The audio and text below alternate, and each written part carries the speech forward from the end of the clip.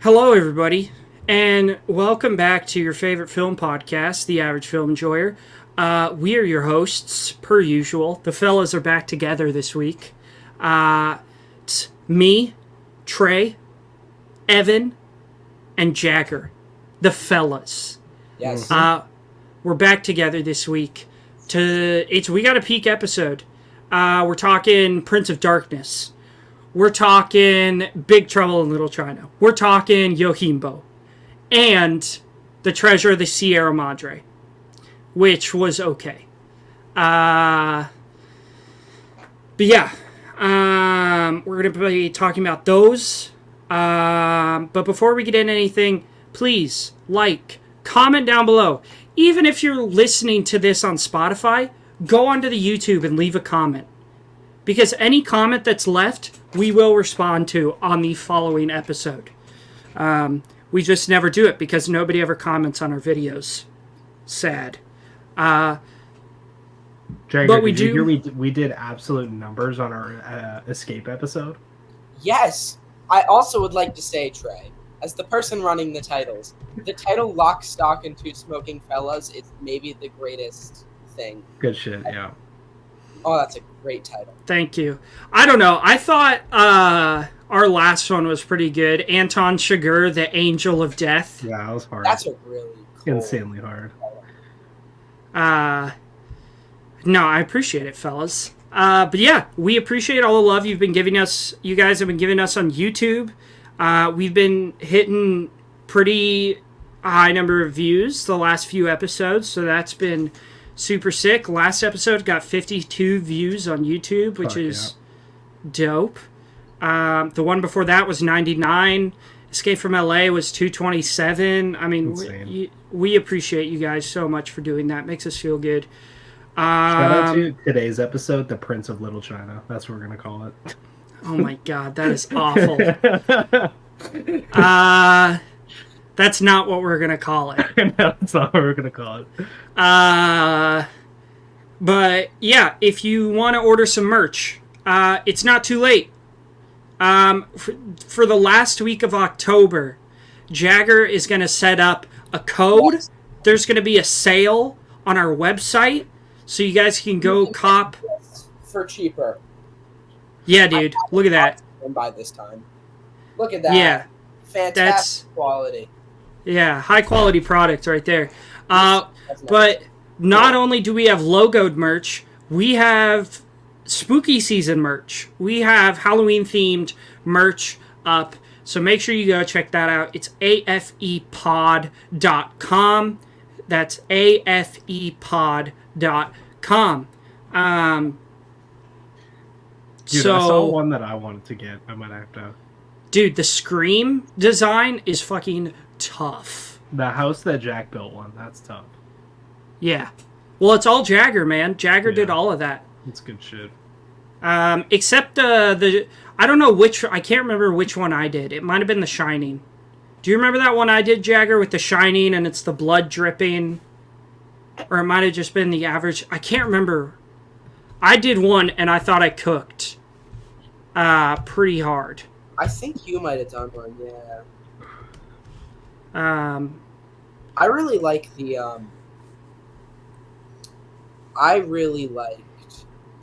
Lighthouse one that we did, and I'm a big fan of the one for Reanimator. Yeah. Heck yeah. Yeah. So go get merchandise, please. Thank you. Oh, man. I forgot how tough the Malignant one is. That's pretty tough, yeah. It says, it's time we cut out the cancer, in quotes. That's fucking sick.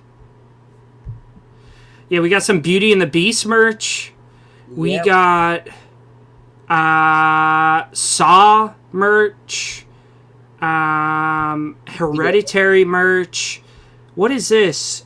Oh, that's our Inland Empire merch. Oh my gosh. That shit is crazy.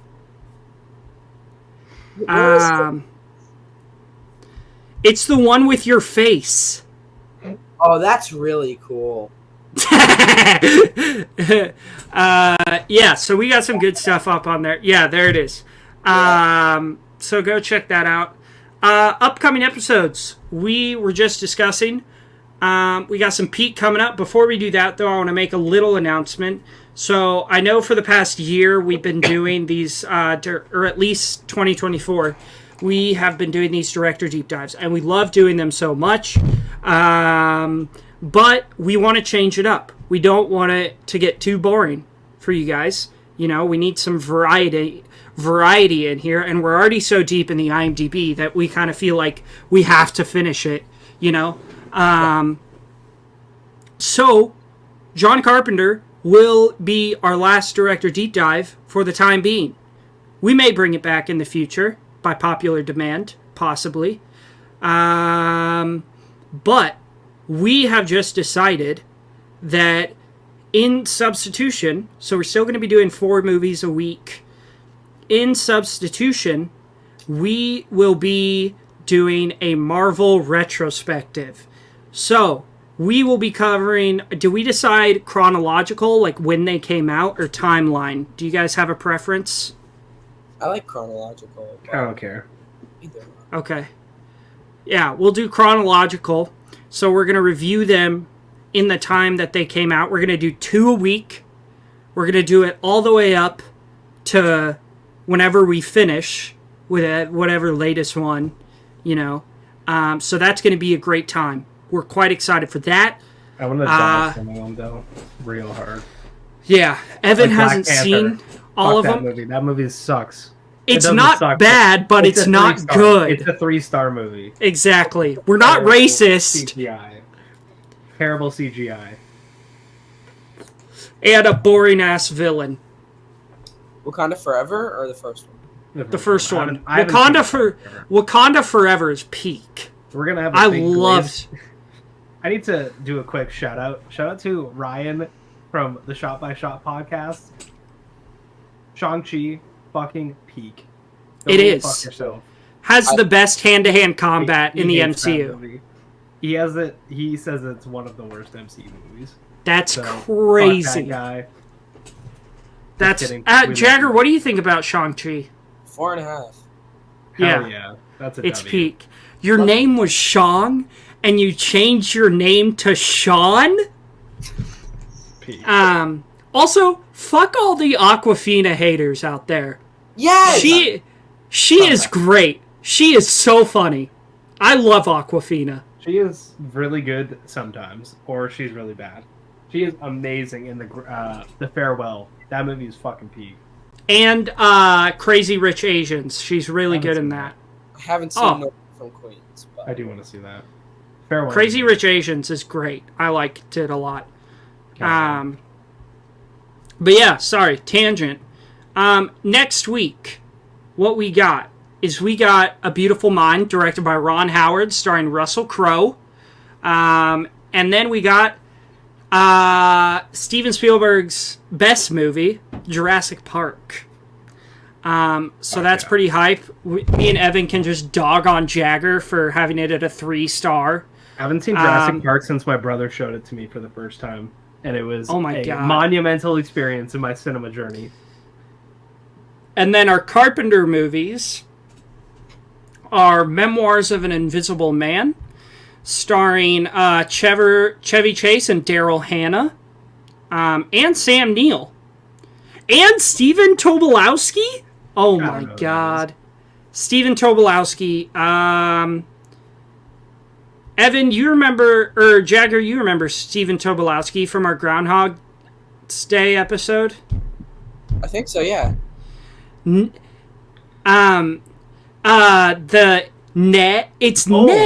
Ned Ryerson. He's in Memento, yeah, I know him. Yeah, the goat. And then Body Bags, which looks sick. I can't fucking wait for this movie. And then the week after that is going to be Unforgiven and Pan's Labyrinth, since we've already reviewed Sixth Sense. That's gonna be crazy. And our Carpenter movies for that week are going to be In the Mouth of Madness, one of Evan and Jagger's favorites, Nope, Jagger which I have yet to see. Jagger has it at like a low 3-star maybe. Oh, shit. Yeah. Hayden Christensen is in it. Dude, it's so fucking good.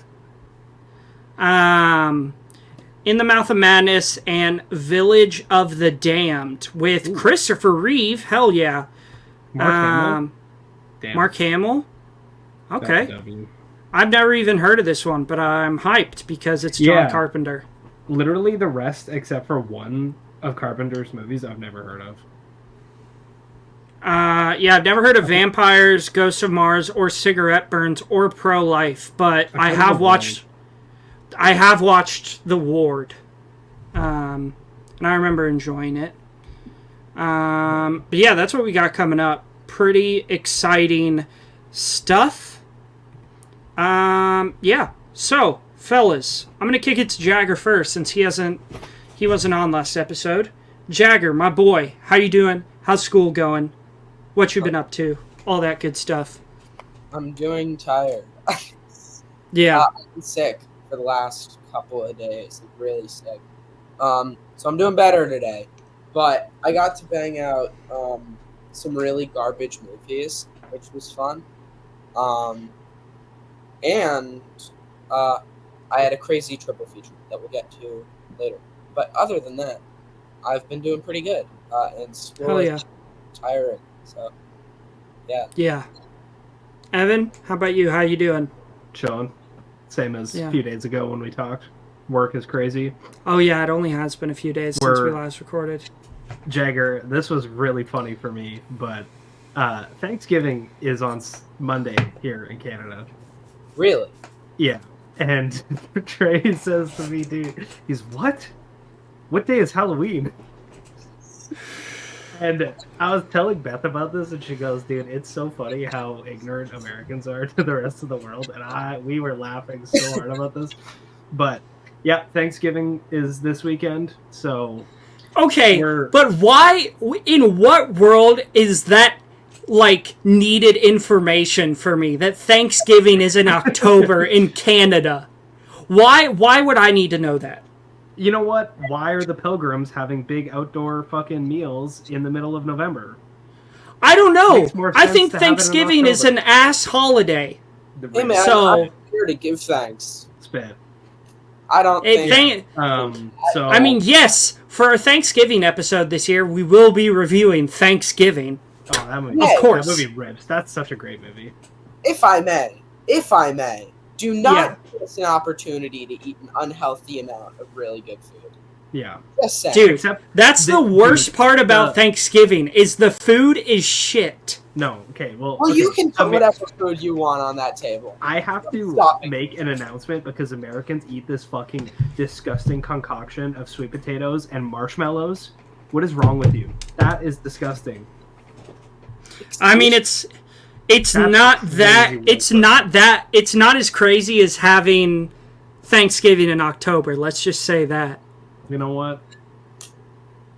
Hey, at least Justin Trudeau isn't running my country. Cool. We'll talk in literally a month.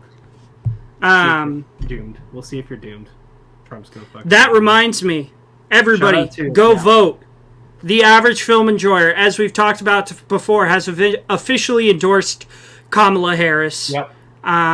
Go vote. Fuck you, Trump. Shout out to the Floridians. Hope you're staying safe. Yeah, that shit's crazy, dude. Yeah. I was good luck in Tampa. Is it gonna hit you at all, Jagger? It's just gonna be like rain for a couple of days. That's not bad. But I know someone that is in Tampa right now that couldn't leave in time and is just having to stick it through in Tampa. That's terrifying, dude. Who? Who? Yeah. Well, is it someone we know? No. It's someone. Oh, okay. One of my friend's grandparents is in Tampa right now and can't get out. So, thoughts and prayers to everybody out there. Really scary. Tonight's gonna be a rough night for them. So, shout out to them. Yeah. I feel I'm pretty lucky with my cold winters. Yeah, I'd still rather have this than cold winters. That's crazy. On the east coast of Canada, they always get the blowback, like the tail end of the hurricanes usually hit like Halifax and Newfoundland and stuff like that. So I'm fine, dude. I'll take my. Is Newfoundland is that a part of Canada? Yeah. Oh, okay. Okay. I didn't know that was a part of Canada. I thought that was like its own thing. No, I don't know, dude. Come on, dude. Yeah, it's me just being an American. But anyway, yeah. Thanksgiving's gonna be crazy. Jagger, I'm making dinner buns up the fucking ass, dude. We're projected to sell like 150 packs of 12-pack dinner buns. So it's all I do every day. So it's very busy. I'm starting work at 4 a.m. on Sunday and Monday. How many dinner buns that is? Yeah.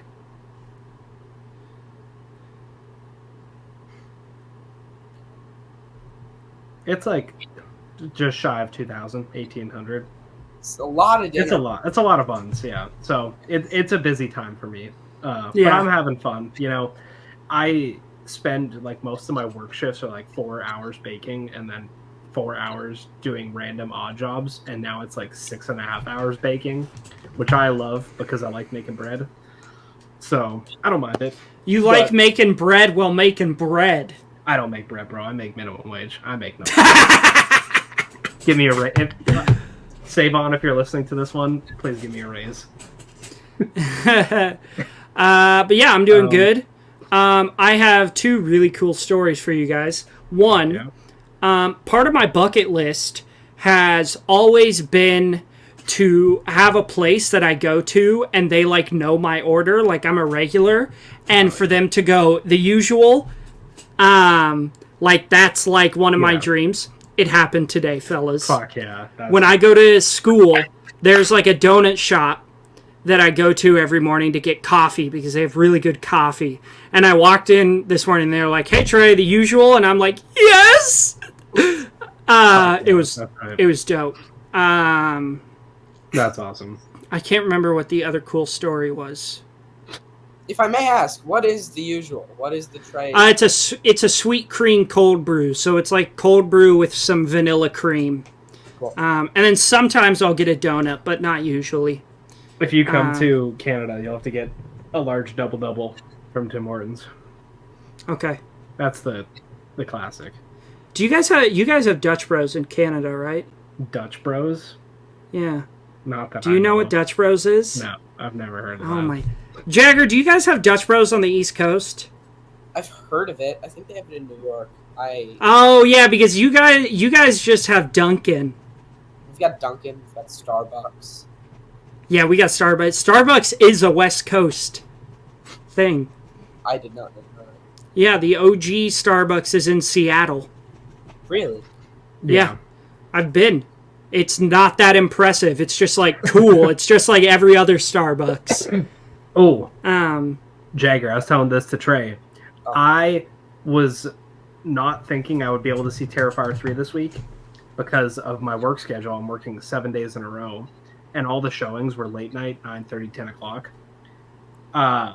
Girlfriend's parents gave us a 2 movie tickets, 2 popcorns, 2 drinks free coupon to a theater that is showing Terrifier 3 at 3:35 p.m. on Friday, and we are going, and I'm so fucking excited. So I will be seeing Terrifier 3 this weekend. I'm going at 7 on Friday, and I have not been this excited for a movie in a long time. Trey was telling me the only reason you get to go is because it's too violent to rate in the States, which is amazing.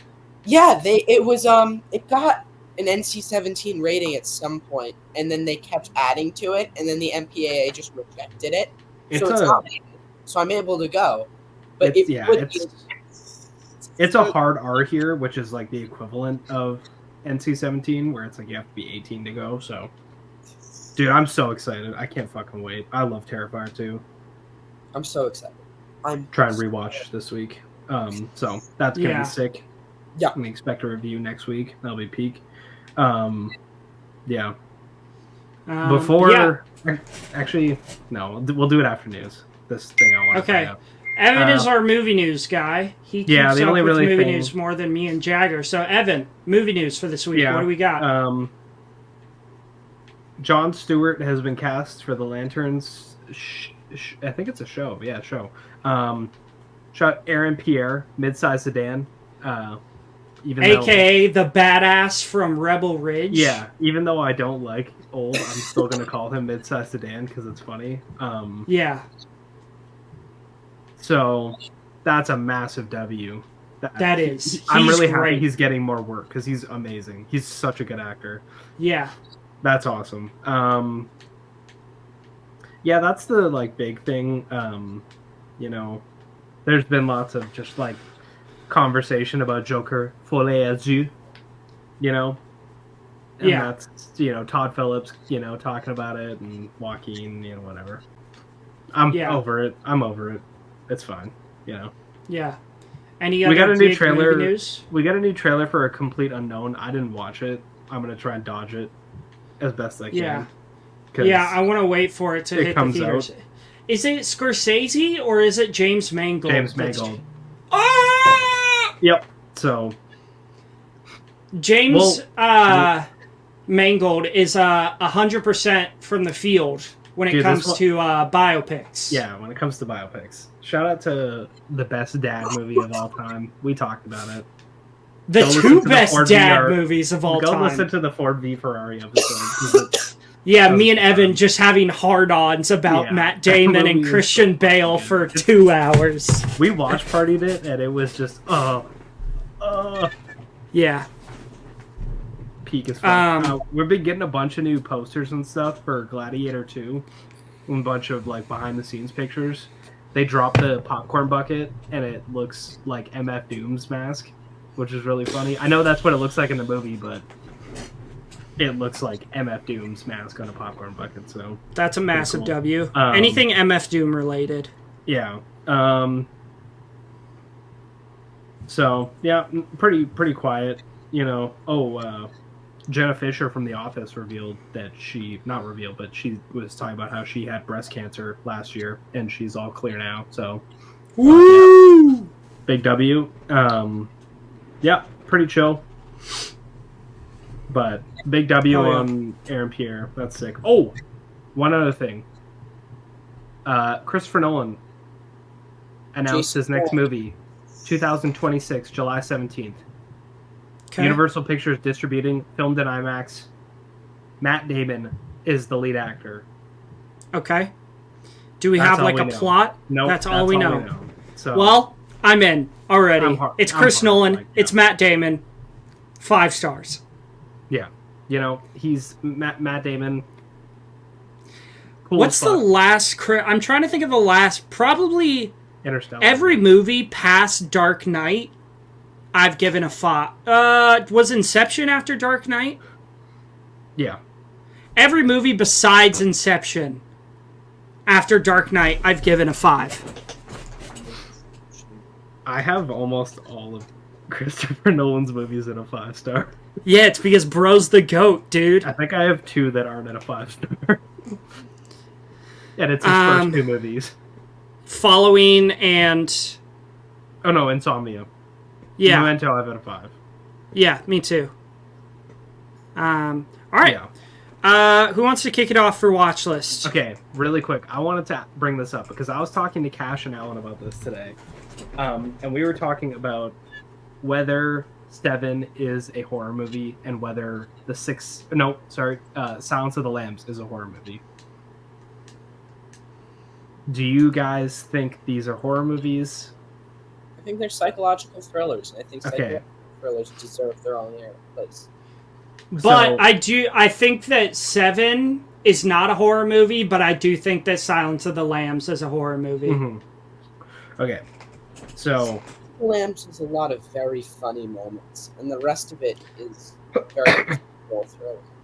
I hadn't seen Silence of the Lambs in a long time, and I rewatched it earlier this year, and the scene when he strings up the one guy, the art piece... Yeah. I was like, yeah, this is a horror movie. And so it sparked this conversation of, well, you could classify something as a horror movie if its goal is to horrify you, right? And Seven checks that box, right? I think Seven's a horror movie because it's this, like, you know, investigative thriller, but it's all about just making you feel unnerved and horrifying you, disturbing you. Okay, then we should call Prisoners a horror movie. Right. So this what led to this was Cash said, "What about Zodiac?" Because Zodiac does the same thing, and it has the basement scene and the killing scene at the in the park at the start of the movie is horrific, super intense. And then I was like, well, if Zodiac's a horror movie, so is Spotlight, because they're the same movie but on different topics. So like, where do you guys draw the line with this? Because like, Silence of the Lambs, Kiyoshi Kurosawa's Cure, very similar to Seven. I think that's a horror movie. Okay, here's my stance. For me to deem a movie a horror movie, and this is just my personal opinion, I usually lean to call something horror movie if, like, just to grab examples off my wall, something like Zombie, Cannibal Holocaust, Evil Dead, things that have excessive amounts of things that we stereotypically call a horror movie. I don't think Longlegs is a horror movie. I don't think Silence of the Lambs is a horror movie. I don't think Seven is a horror movie. I don't think Prisoners is a horror movie. And I most certainly don't think Zodiac is a horror movie. So when you say Evil Dead, that brings the zombie genre in. And then you could talk Shaun of the Dead. Is it a horror movie? That's a comedy horror. Horror comedy. Then you can say, like,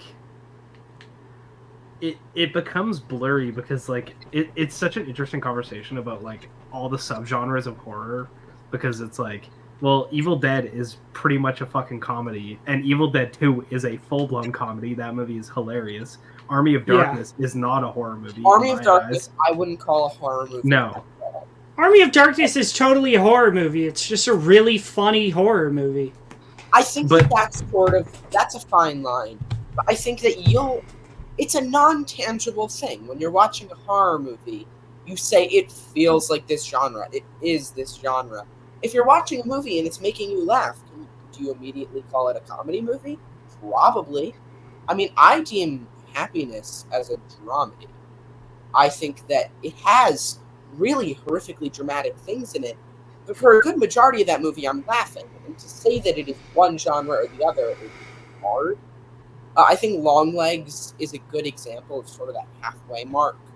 There's like devil things being brought in, there's like supernatural stuff going on. Dude, Longlegs scared me. And it's a movie that could scare you. That's what I mean.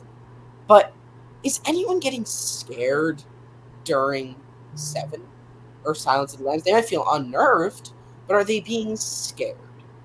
Some people, yeah. And that's why it's such a hard conversation, because it's so subjective. You could go to like a bad horror movie and that doesn't scare you and be like, this doesn't scare me. Is it not a horror movie? Or like, but then that borders on horror comedy. I mean, it's all about little details, but I think that to immediately take a procedural thriller movie and throw it into being a horror, you're sort of discrediting it for its ability to take you on that journey that a thriller movie does, that maybe some movies aren't trying to do as much. To say Silence of the Lambs is a horror movie, then people are looking at the killer, people are looking at Anthony Hopkins, who's in the movie for, 13 minutes? And then they're no longer looking at all of Jodie Foster's journey with Buffalo Bill, who has multiple funny moments. It's all about that scale. Yeah, but like, we've seen in the past directors do like horror, but also their goal isn't just to horrify you, it's to make you think. It's to make you think about the character development. I mean, think of Jordan Peele. Yeah, those movies are creepy as fuck, but they're always saying something. Is Get Out horror? What? Get Out is totally a horror movie. Get Out. Is Get Out a horror movie? because I don't think it is. I don't Us think it is a is. horror movie. That's crazy. I think it is way, way, way too many things going on. See, I'm not the biggest fan of Get Out. I'm making that clear now. I have it at like a 3.5, 4, somewhere in there. That's crazy. But I think that there are a lot of things going on, and I feel like horror is such a minute aspect of what it's doing. It has commentary, it has comedy, it has drama, it has philosophy. I think it's doing way more things than it's trying to do horror. I think Us is far closer to being horror. Oh, Us is full-blown horror. Yeah. And I don't think Nope is a horror at all. Nope is a weird one, because when you get to... This was another thing I wanted to bring up before we get into Watch List, is alien movies, because... Depends on the we were talking about Prometheus and Alien Covenant, and I think both of them are horror movies, and I think it was Catch who said that Alien Covenant wasn't a horror movie, because on the Scoop today, shout out Film Scoop, he didn't... I asked them to do their top 10 horror movies pre and post 2000s, and he said he left Alien Covenant off because it's not horror, and I think that's fucking insane, because Alien Covenant especially is way more horror. Prometheus I still think is horror, but it's maybe less, and with like sci-fi horror movies, like we'll talk about it with Prince of Darkness, it's like that movie leans a bit more into the sci-fi, like that's a hard line to draw with sci-fi horror and alien adjacent movies. Like, do you guys think... I don't know if you've seen those two, Covenant and Prometheus. Oh, shit, those are really? still horror movies. Right. I think they are. Jagger, you would love Alien Covenant. I would? Oh, yeah. It's fucking good. Dude, Trey, have you seen it? No, the only Alien movie I've seen is the OG. Damn. I have it on Blu-ray. Let me tell you about a scene in Alien Covenant that will make you... So, Michael Fassbender plays the, like, android in that movie. Okay. And there's, like, Prometheus and Covenant are sequels, right? And there's two of them in Alien Covenant, and there's a scene where the two of them are together talking about art and, like, you know, listening to music, and they're playing the flute together, like the recorder, and one of the Michael Fassbender says to the other, "I'll do the fingering." It's like the gayest complimentary, the gayest thing I've ever seen in my entire life. It's hilarious. But also, like, Alien Covenant just has, like, a really interesting story, lot to say. It's very far from Romulus. It's very original, I think. And same with Prometheus. I fucking love Prometheus. Like, those two are so peak. I love drama. So, yeah. Watch those two. Okay. We still, like, we need to somehow fit in maybe a little bonus at some point this month for horror. Our Robert Eggers, Ari Aster, Jordan Peele special. Yeah, we'll do that at some point. We got too much going on right now, man. Yeah, a lot going on, yeah. A lot of peak. Anyway, that was my conversation I want to bring up, because I think it's an interesting conversation. Okay, watch list. Who's going first? Jagger, kick it off. Yeah, just fucking bust through it. We're going to talk about 2 movies at one point, but... Okay. Hold on. I gotta find. Okay, here's where I'm starting. Megalopolis. Is that one of them? Yeah. Okay. I want to talk about it. Here, we'll save the 2 conversations for after the list. Yeah. Megalopolis. Okay. Half a star. 0 out of 100. We'll get there when we get there. Petscop. 4.5. YouTube series. Really cool. They're playing it in a theater in Brooklyn on Saturday. If you get the chance to go. It is 6 hours in the basement of a movie theater with a Q&A. God bless your soul. The Wild Robot, 91 out of 100. Stopped 5 times in this movie. It's I really want to see this. Bigger with Brennan and Izzy is a dropout comedy special. 5 stars. Love all the stuff Dropout can do. Really good. Classic album, Steely Dan, Aha. It's essentially a YouTube documentary about how Aha Steely Dan album. 4.5.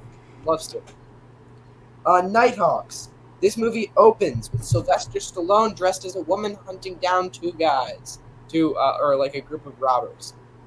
Please watch this movie.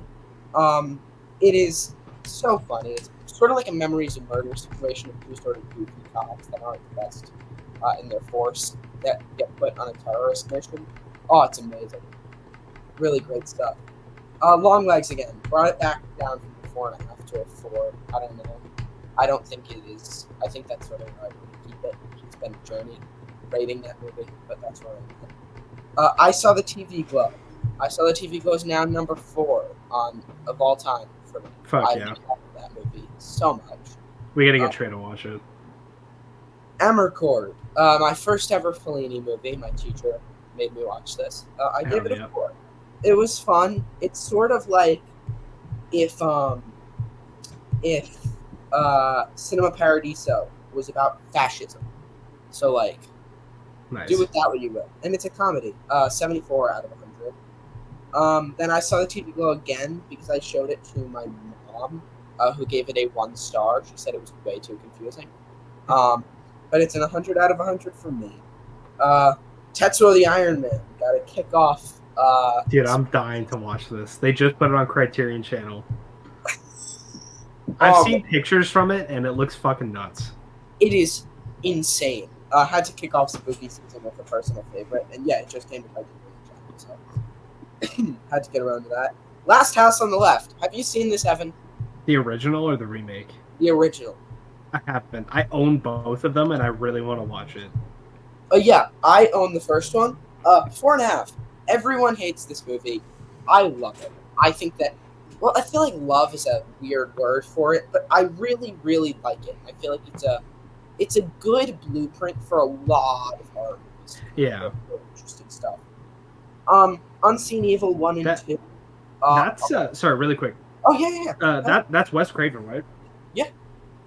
Dude, Really? that guy was just he's so ahead of his time with like horror, because I have The Hills Have Eyes on my Hooptober list, and all my mutuals fucking hate it, and I'm really curious to watch it. But it's for films set in Texas, or like primarily in Texas.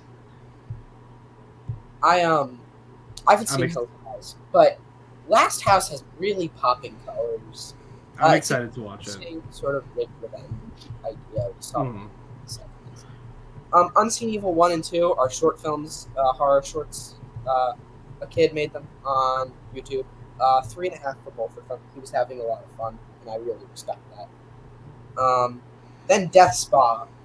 Death Spa is amazing. 1988, Michael's Health Club is besieged with a series of terrible murders involving killer saunas and other grisly devices.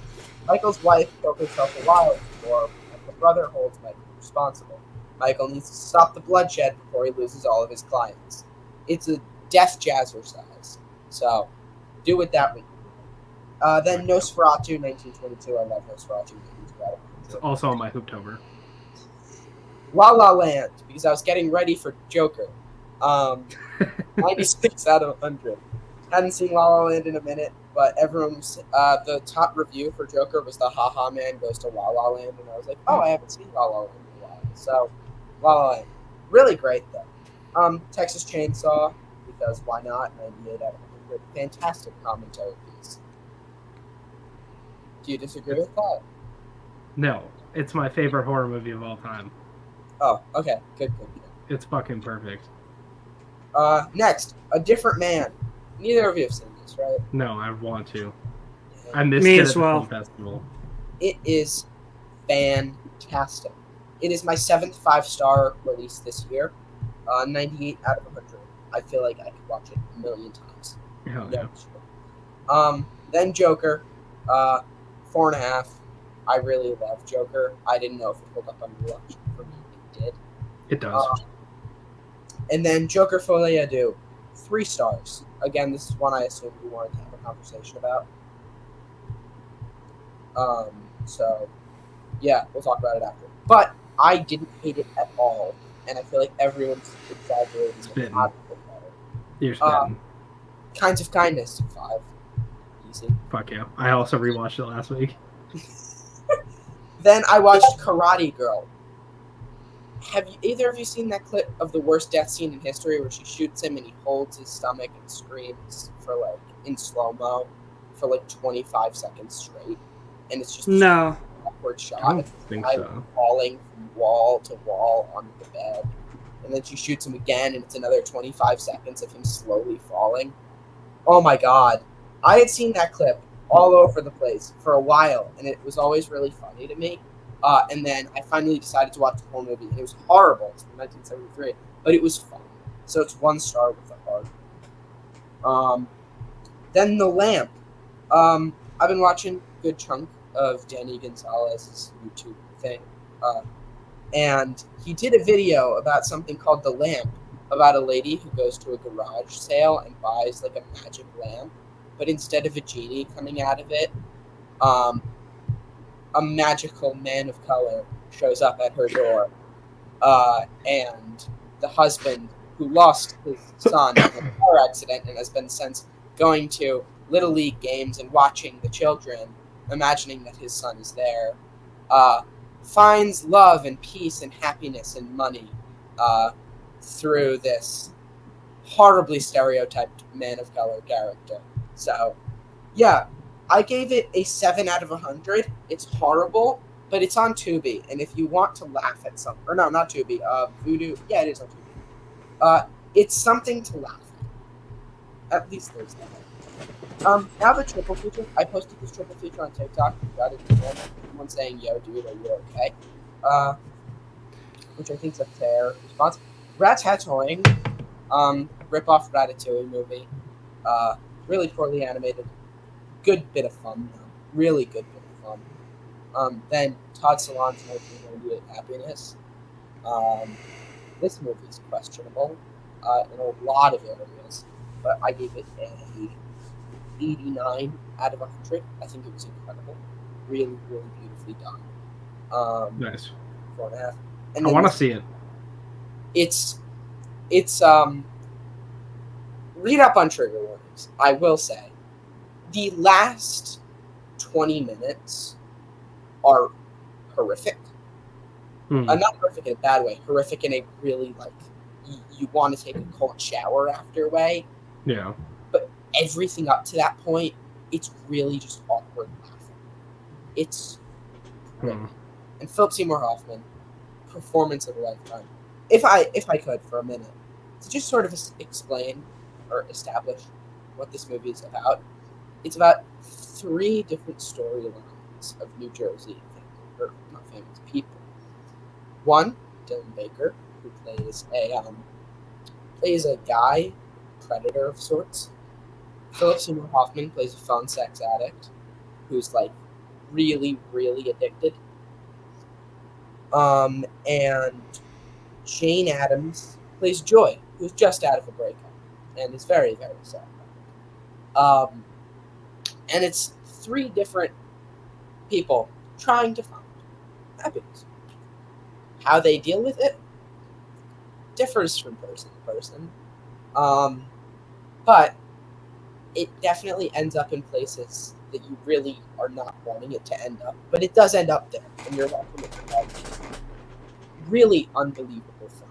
I want to know what you think. I'm curious. Yeah. SpongeBob SquarePants movie. To follow that one up. Did you give it a 5? Huh? Did you give it a 5? Yeah. Okay, good. Yeah. Then after that, it's just a bunch of short films. Shrek, I Feel Good is the video. Chris Farley, Shrek. Skeleton Dance from 1929 is on YouTube. Kites is another Dropout thing. Tenacious D, JB's BJ is a promotional video for one of their tours. And then The Interlopers is something we have from past. Nice. Hell yeah. You guys wanted to talk about a couple of those, Oh, right? yeah. Yeah, listen, Joker. Let's talk about Megalon. I don't have a lot to say about Joker, but I'm okay. Aside from Francis Ford Coppola being a fucking scumbag, I'm shocked you did not love Megalopolis. I was so expecting you to give this 5-star because this movie is literally, people have said it's not an original thought. It's Tommy Wiseau's like The Room on $100 million budget. The dialogue is so fucking pretentious and over the top and robotic at times.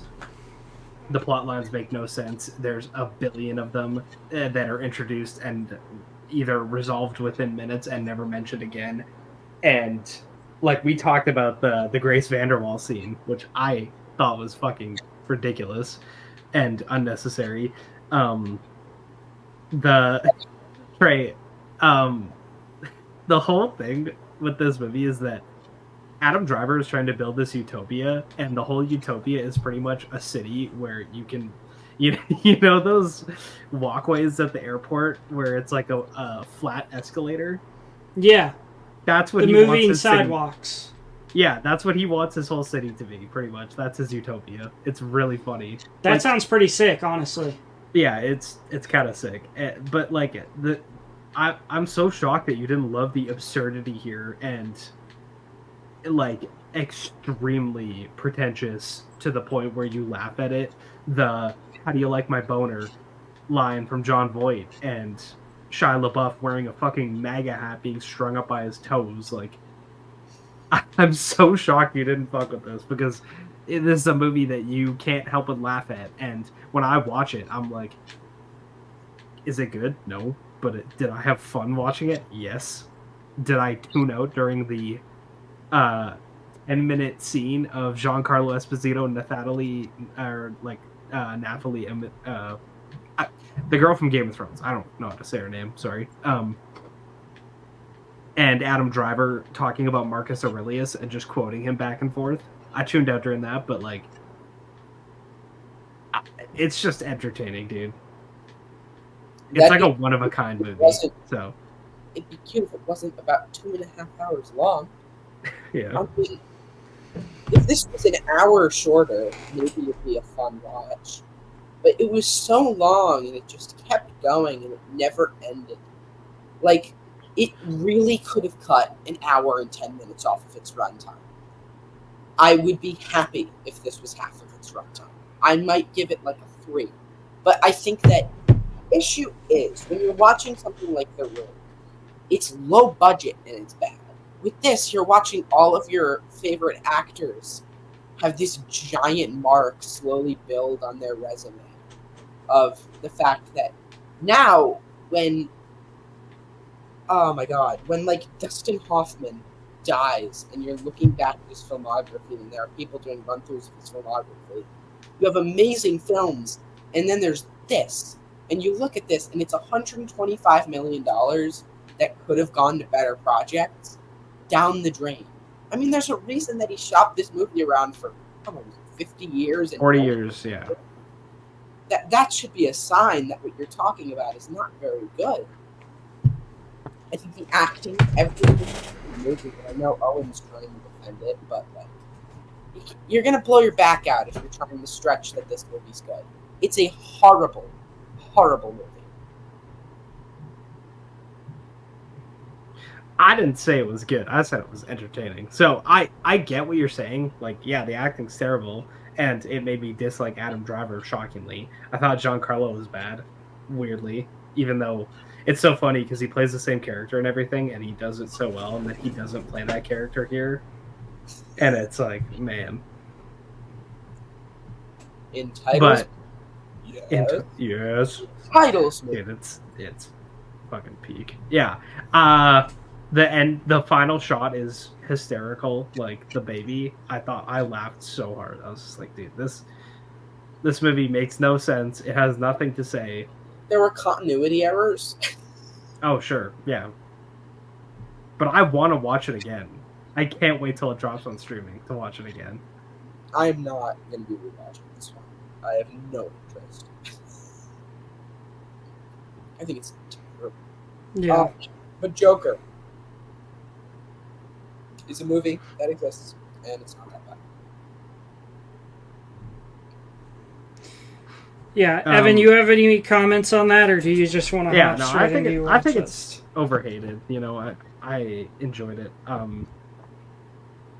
If they bulked up the courtroom stuff to make me care a bit more, I could see this being as good as the first one. If they gave me really compelling courtroom drama stuff, like, that's what I need, because I love the first act and I like the ending a lot, but I think the courtroom stuff in the second half is good at times. The stuff with Gary, love that scene.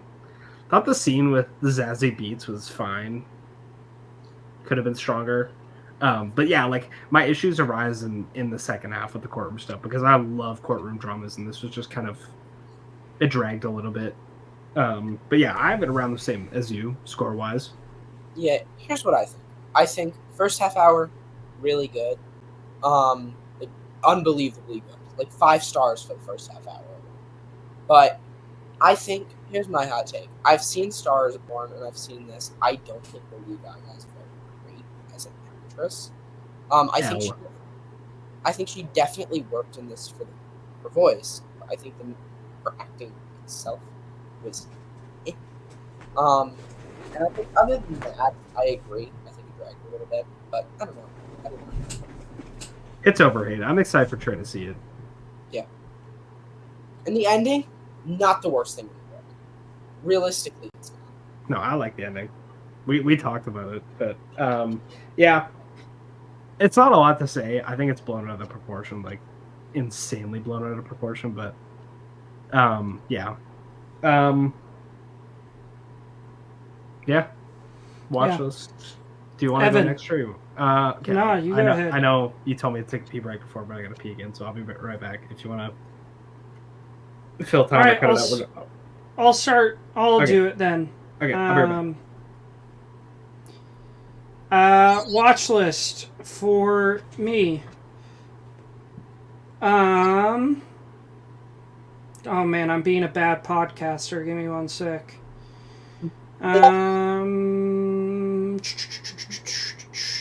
Where's my letterboxd? You guys are 3 hours behind me. I have to leave. It is getting late. So yeah, all good. Everybody say bye to Jagger. He has to go to bed so he can go to school in the morning. Yeah. Ooh. All right. I'll be back next week, though. Yes, he will. And I will be able to talk about Terrifier 3. Very excited. All right. Yeah. See you. All right. See you, Jagger. All right. So, for me, started off last week with the number 23 with Jim Carrey. I think I'd seen a lot of like posters for this, but I'd heard it wasn't great. I really liked this. I had a great time with it. You got Jim Carrey, Virginia Madsen, Logan Lerman is in it, Danny Houston. Yeah, I really, really liked this. It was fun. I had a good time. After that, Prince of Darkness, which we'll talk about. After Prince of Darkness, Jagger, Evan, just to update you, Jagger had to dip a bit early. Oh, okay. So after Prince of Darkness, I watched His Girl Friday for a homework assignment for class. What is it about? Walter Burns is an irresistibly conniving newspaper publisher, desperate to woo back his paper's star reporter, who also happens to be his estranged wife. She's threatening to quit and settle down with a new beau, but as Walter knows, she has a weakness. She can't resist a juicy scoop. Sounds fun. It's fun. It's definitely very sexist, but it's fun. Like most old movies. Yeah, but that was good. Cary Grant is great. After that, I did my yearly rewatch of The Haunting of Hill House. It's the best miniseries of all time, hands down. Midnight Mass is close, but this is much better. We'll talk about Yojimbo. I will rewatch Captain America: The First Avenger fucking rips. It's so damn good. Great period piece. Watched Lahane in Class. Still fucking perfect. The split diopters in this movie go crazy. The editing and the transitions in this movie go crazy. This movie just goes crazy. Have you seen This Is England? No, I haven't. I need to. It's very Lahane core. You should watch it. Okay. It's really good. And then after that, for a homework assignment, I watched Adam's Rib with Stephen Tracy and Katharine Hepburn. That was great. Really, really enjoyed that. A really fun courtroom drama. It's like a courtroom dramedy. You'd like that one, Evan. We'll talk about Big Trouble in Little China. Rewatch Captain Marvel. This has gotten better on every rewatch for me. It's cool CGI, cool color scheme, good soundtrack. I love Brie Larson as this character. Her dynamic with Nick Fury is great and super enjoyable to watch. Ben Mendelsohn is in it, and that's like an instant 2.5-star boost for me personally. So yeah, that one's great. We'll talk about The Treasure. Rewatch the first Iron Man, 4 stars. It's excellent. And then right before we recorded, I watched The Silence with Kieran Shipka and Stanley Tucci, and it was pretty good until the ending. Yeah, I called Trey when he was like halfway through, and he was like, "Dude, this is kind of sick." And then I looked at Letterboxd, and it said 1.5 stars. I was like, "Oh fuck." Yeah, dude, did you hear about? So, do you know the Amalfi Jets TikTok account? The guy who does like private jets. Oh yeah. Did you hear about all McKenna Grace like calling, like trying to order a jet, but she was like super bitchy? Not bitchy. That's the wrong word. Just like entitled, and like a bad cut. Like, you know how you get those customers that are just like, God, you're the worst. Yeah. She was like that, and they posted it, and then she called them back, and they posted this video asking them to take it down because she was like, people in the comments are being so mean to me, and I didn't realize how popular you guys were, so can you take it down? And damn. It was really, she was kind of exposed. But yeah, that's watch list for me. Didn't have too many of us. Well, we also did record like 3 days ago, so. Yeah. I don't have a lot either. I watched this. I don't remember if I talked about it on the pod. I told Trey about it, but I watched this movie, Popcorn, that my girlfriend really wanted to watch. And I loved it. It was a blast. It's set in a movie theater during a horror movie marathon. And there's some cult stuff, slasher stuff, great practical effects, really, really fun. 4 stars, loved it. Rewatched Paranormal Activity 3. It's fucking amazing. It's so good. It's the best one. It's easily the best one. I love it so much. Yeah. I mean, the first one is close, but the third one doesn't have the piece of shit boyfriend. Yeah, fuck that guy.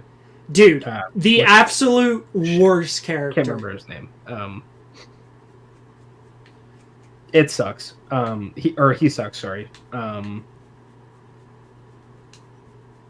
Micah, yeah, fuck that guy. Yeah, like the first one set the like cultural phenomenon into action. Yeah, and this one is just a good ass movie.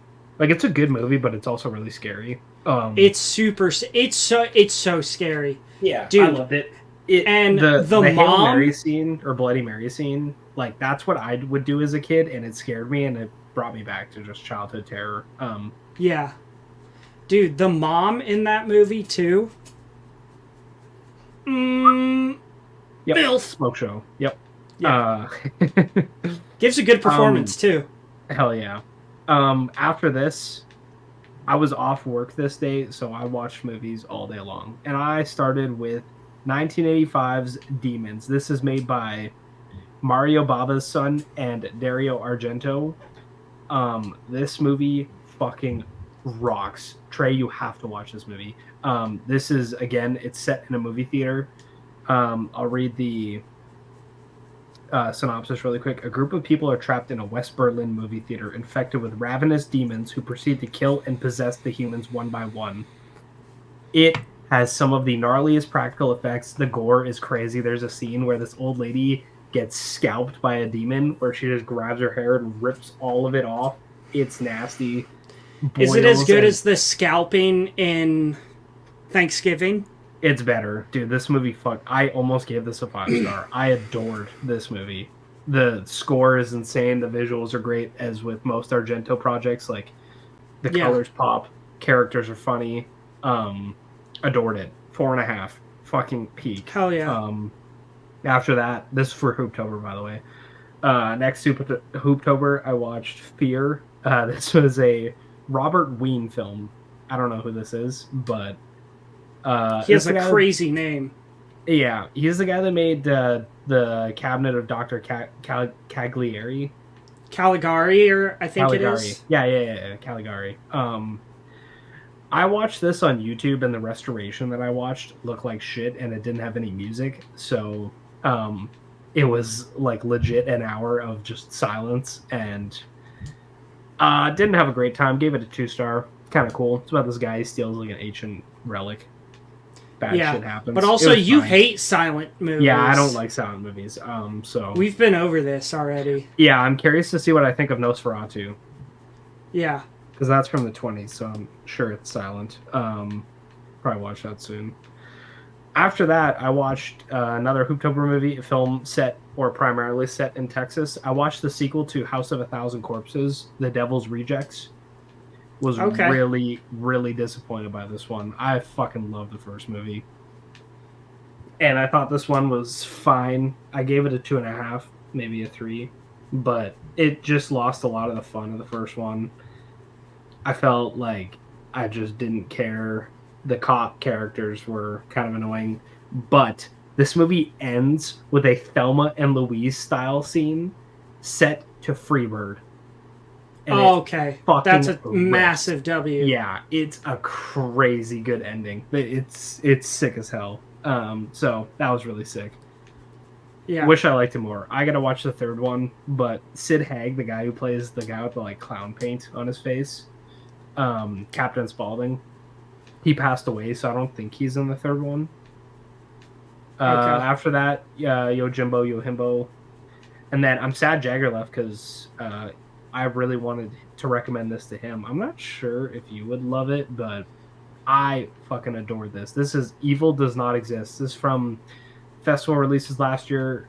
Just dropped. Oh yeah, I heard about this one.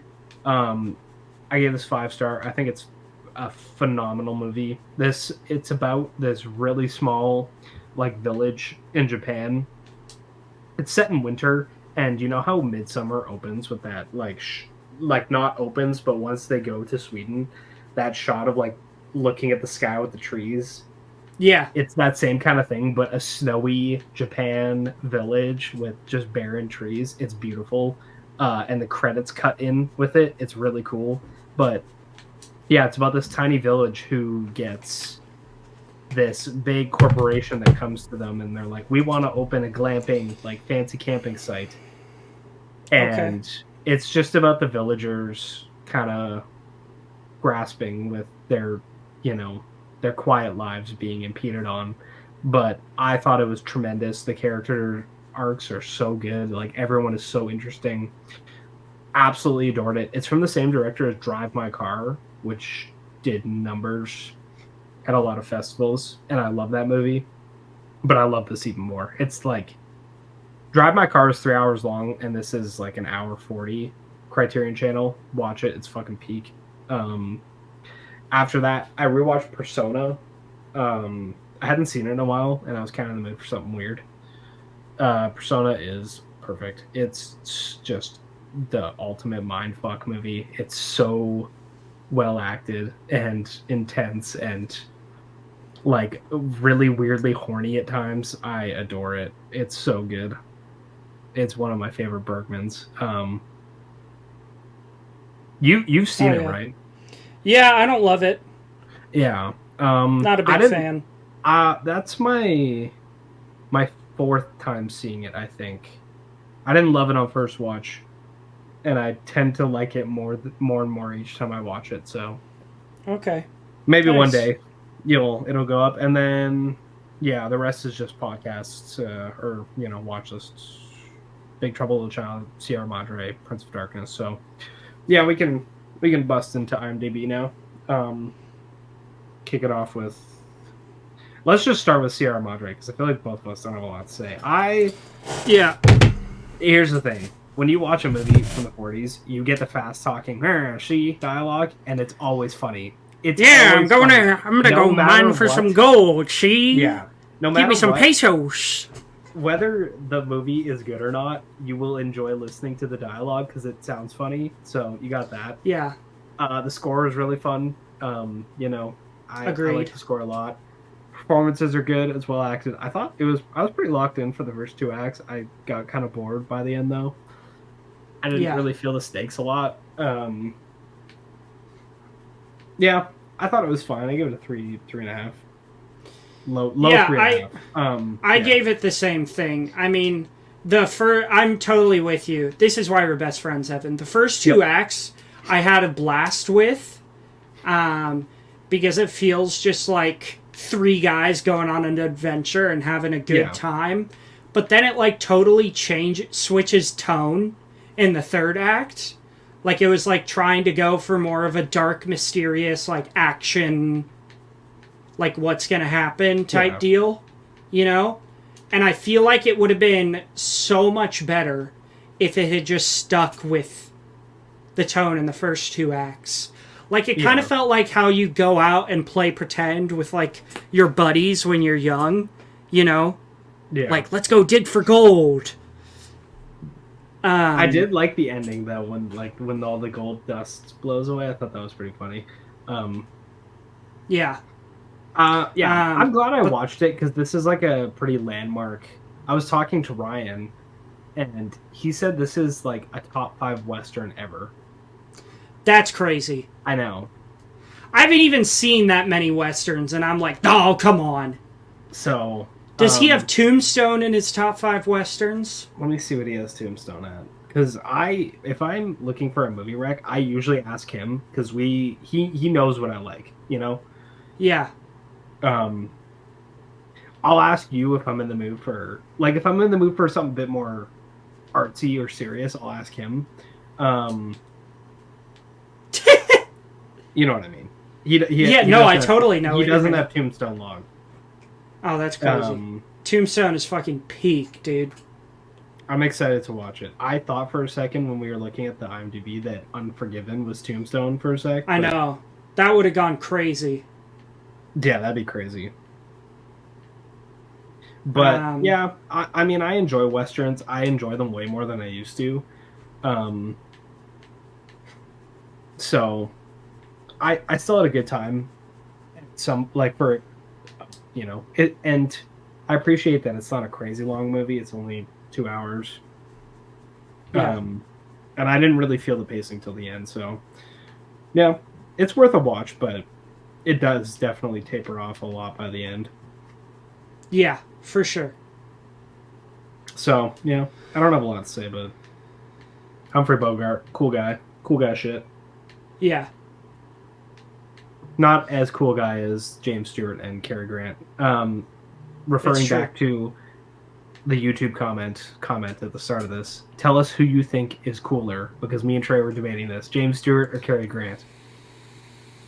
Tell us about it. Jimmy Stewart, baby. Mr. Smith. Stewart. I'm Cary Grant, dude. So, let us know, because we need to settle this. We do. Yeah, Yojimbo. But yeah, this man shit. Your review says man shit. It's the same review my Triple Frontier is, and this movie's fucking nuts. It has. Speaking of, like, this is really a Western week, because if you only listen to the score of Yojimbo, you would think this is a full-blown Western, because it fucking sounds like one. And then you watch it, and it's like, man, this is kind of a Western. Like, it's crazy. This movie is just fucking badass. And yeah, dude, Kurosawa has the juice, man. Gotta get his. Yeah, Senjuro. Fucking man. What a cool guy. Yeah. I'll read the plot summary for anyone that doesn't know. A nameless ronin, or samurai with no master, enters a small village in feudal Japan where two rival businessmen are struggling for control of the local gambling trade. Taking the name Sanjuro, I'm not going to try with the last name. I'll just make it disgrace. The ronin convinces both silk merchant Tazemon and sake merchant Tokuemon. Yeah, sorry. I apologize. To hire him as their personal bodyguard, then sets in motion a full-scale gang war between the two ambitious and unscrupulous men. Like, it's fucking awesome. You watch Sanjuro just playing mind games. The battles are great. It's really entertaining. Visually, it's insane.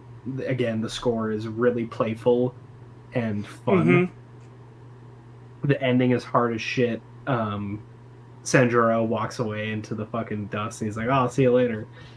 Busts his sword out, think he's about to axe somebody, and he just cuts him free. Like, yeah. This is definitely I like this more than Rashomon for sure. Okay. It's just so much fun. I really want to see this in a theater. Yeah, that'd be pretty sweet. And but, you know, it's not too long. It's like an hour 45. Breezes past. Yeah. I don't really have to. I mean, you said it all. This movie is just cool guys doing cool shit per usual, you know. So I don't really have too much to add. Should we move on to Carpenter? Yeah. Also, I just want to say, like, with Ron coming up and at some point Seven Samurai, whenever I get around to it, it was... And those movies, like, Ron's a serious movie. It's intense. Like, it was really fun to see just, like, a fun, entertaining Kurosawa movie. Because even Rashomon, like, deals with some heavier themes. I wasn't expecting to just be having fun, you know? Yeah. Yeah, it's always a nice surprise. Yeah, that was really great. Yeah. Speaking of fun... Yeah. We're back with... For some reason, Jagger keeps dodging the goat. Don't you worry, film enjoyers. We'll get him, because... We will. We're going to create a, like, micro list for him so he doesn't have to watch them all, but he's going to have to watch some of them. But then our list is going to end up being basically all of them. Yeah. Did he watch Precinct 13? No, I don't think he did. Well, it's going to be on there, because that movie is fucking awesome. Yeah.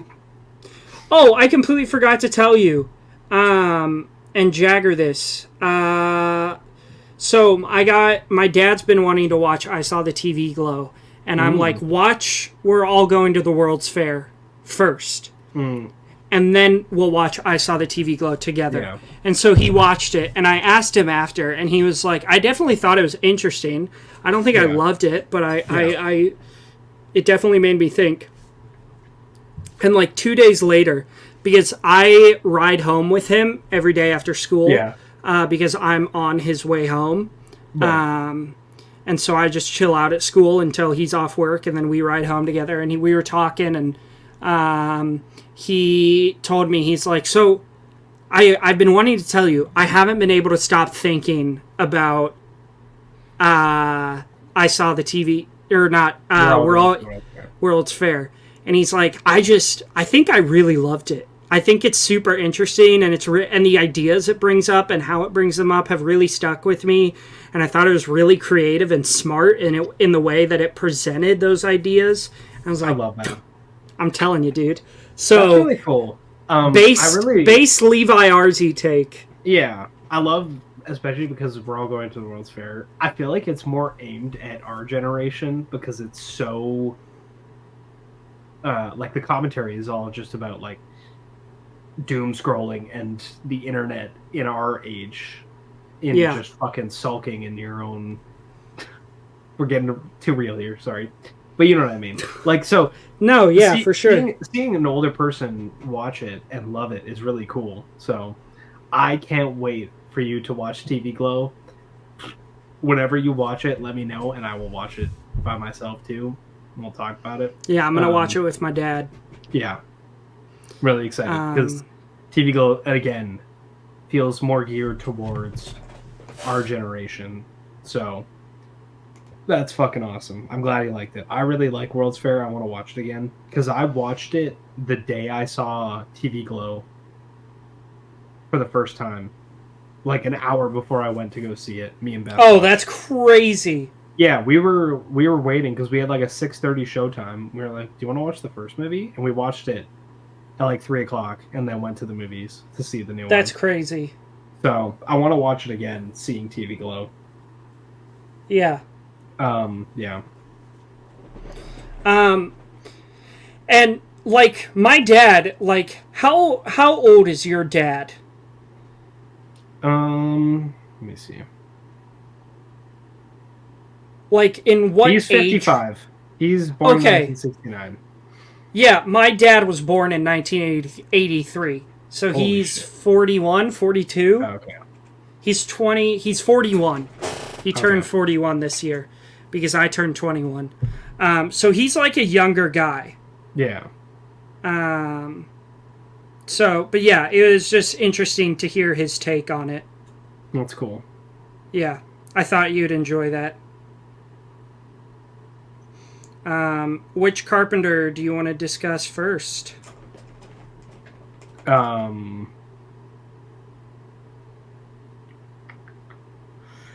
Let's talk about Big Trouble Little China, because I don't have a lot to say other than it's really fun and you should watch it. Yeah, Like, I don't want to get into spoilers because the funniest scenes of the movie are ones that if you haven't seen the movie, I don't want to spoil. Yeah. We were talking about the truck scene earlier. The ending is ridiculous. The fight scenes are hilarious. Kurt Russell has insane fucking aura in this movie. As he does in like every movie he's in. He's wearing a Harley Davidson hat. He's fucking driving a big rig truck. His little sidekick is a cool ass guy. It is so funny. The scene at the airport, I was losing it. I thought it was hilarious. Like, suspend all belief in like the rules of life for this movie and just have fun. The score is great. It's really entertaining. I was watching it last night while Beth was beside me reading her book. Yeah. She was like, "Oh, don't worry. Like, the noise won't bother me. I just want to read tonight." And I was like, "I'm sorry. I picked the loudest fucking movie of all time to have in the background." It's like, didn't realize all the gunfire. But I gave it. I think I'm gonna raise it. I gave it a 4. I'm gonna keep it at a 4. I had a great time. Yeah. I think it's awesome. Kurt Russell's great. I need to add a movie to my. You know how I have Rush Hour 3 is how I discovered all the famous actors. How I discovered James Hong, the GOAT, the absolute GOAT, Lopan, in this movie. Who he's been in like every movie ever is where I found him. Oh shit! And he plays the blind ping pong coach. Peak movie. Yeah. So, and also that was probably the first time I saw Christopher Walken. So. Yeah. Okay.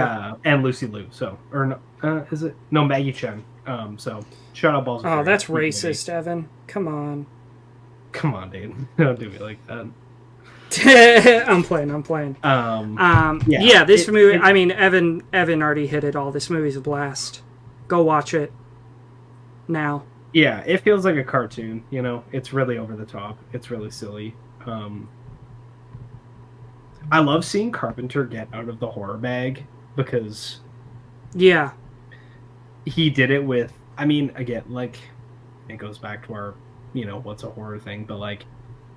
Someone's Watching Me, I still will stand by as Carpenter's most slept-on movie, because outside of In the Mouth of Madness, because when we get to it, we'll talk about it, but like, Someone's Watching Me is such a great noir thriller, but like Starman is really goofy like this, and he does it so well. Like they're just fun ass movies.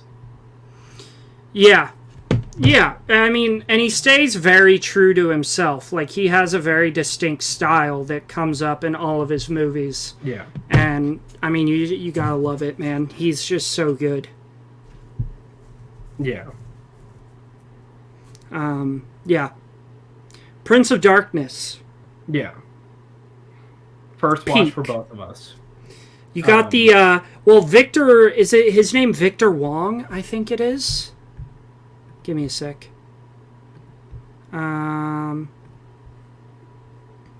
Yeah, Victor Wong. He plays the grandpa in Three Ninjas. Did you ever watch Three Ninjas growing up? I don't think so. Oh my gosh.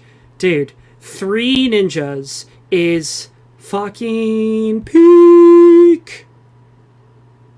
Dude, you gotta check that shit out. He was awesome in this movie, though. Yeah. And he's in Big Trouble in Little China too, but he was so awesome in this. Yeah. You also have Donald Pleasance. Yeah, and we always love Father Loomis, which is insane work by Carpenter to name him the same character as in Halloween. That's fucking nuts.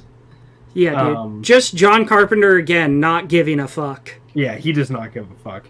And then you have I don't know him from anything else, but shout out to Dennis Dunn for saying some of the most out-of-pocket shit I've ever heard in my entire life. Because he has a line, and I was telling this to Trey, because I was like, dude, I can't believe how fucking funny this movie is. But there's a part where he gets trapped in a wall, and he's like, you're not going to believe where I am. And he's just stuck in this wall.